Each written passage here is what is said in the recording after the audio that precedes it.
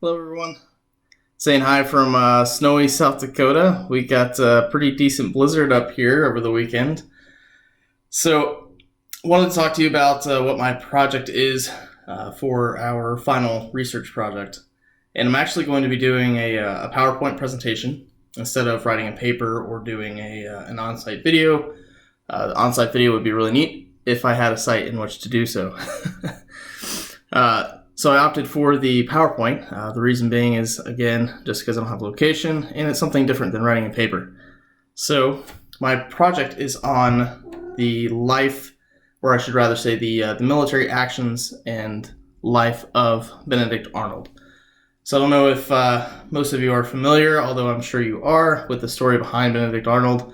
He was an American patriot, ended up being a general in the Continental Army for a little while, and then he actually defected and joined the British. There's a lot more to that story, and that's what my PowerPoint, my research project is going to get into. But the basic premise that I'm coming from is whether or not Benedict Arnold was a hero or whether he was, in fact, just a traitor. As you go through my project, you learn about the early years of Benedict Arnold, so as he was a child, when he was a young adult. And I'm kind of getting into the character of Benedict Arnold as a person versus just looking at things that he did. So trying to go a little more in depth, trying to learn more about the individual and why he did the things he did, even as a young child, so that as we go on and look later on in his life at the decisions that he made, we have something to go off of. So we start off with his early years, and then we jump right into his military career. Which is the crux of everything that has to do with Benedict Arnold. So we go into the first action that he took, which was the Battle of Ticonderoga, or Fort Ticonderoga, where he went in with Ethan Allen and, I would say, liberated the fort, but basically took the fort, which was in bad disrepair, very low manned. However, it had lots of ammunition, and it had artillery, which would be useful if all-out war actually did break out. And that was the thought process behind why Arnold wanted to go take this fort.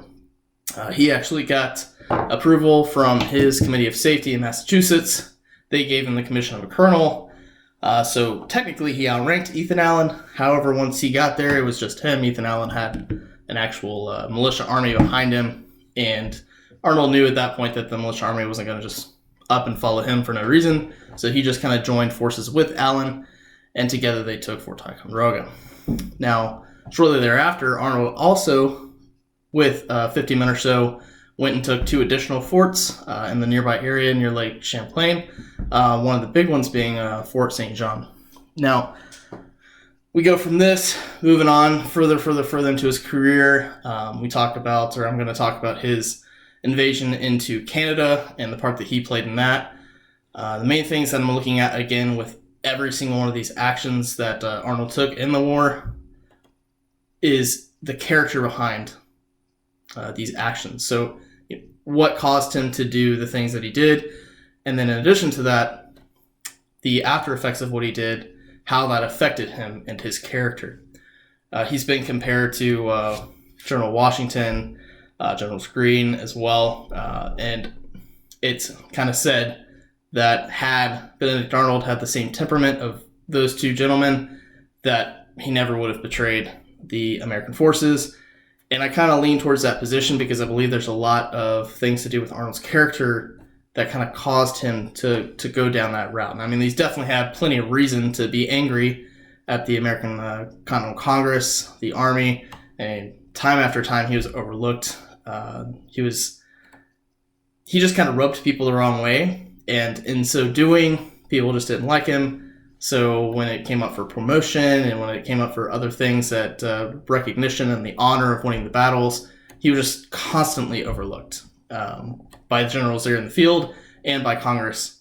So all those together, all the actions that he took as a general, looking through all of that, and we finally get into after the fact. So he's been injured. This is after